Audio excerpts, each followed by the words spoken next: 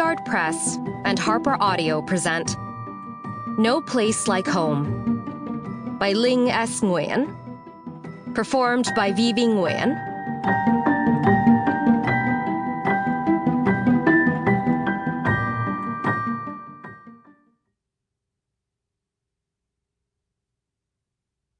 For Nikki, Mark, and Tim, my teachers who defined risk.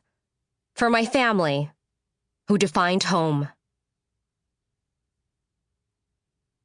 A story out of place. On the morning of the annual book fair, Lan dragged her feet to class. She dragged them up the stairs of the basement where she lived with her dad, past the bright yellow dandelions blooming on the neighboring lawns, and along the wide sidewalk to her school's decorated fence. She did not glance up, for she had memorized every step of the way. Besides, Lan was busy moping. Who could blame her? The annual book fair was reason enough to mope, even if it happened to be a beautiful May dawn. In fact, the sun breaking through spring rains only made things worse.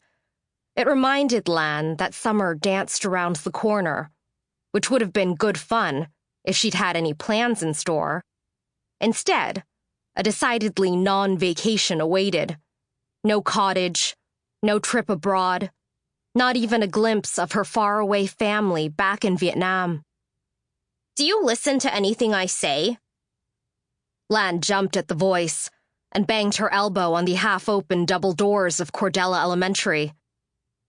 A tall kid held it ajar for her, his big brown eyes inches away. He shook his head. Lan took several paces back, clutching her throbbing funny bone. "I didn't see you," she said, gesturing awkwardly at the door she'd walked into. "Don't take it personally, Manav." Manav sighed. He was the only kid in Lan's sixth-grade class who wore button-down shirts and dress pants on a regular day, but no one questioned it. Being the fastest 100-meter track runner had its perks. Manav waited for Lan to pass before following her up to their lockers. "I was asking if you know what you want from the book fair at lunch," he said. "That is, if you haven't read every book on the shelves already." "Huh," said Lan humorlessly. "What I want isn't the problem." "What's that supposed to mean?" "It means stuff at the fair costs money, Manav.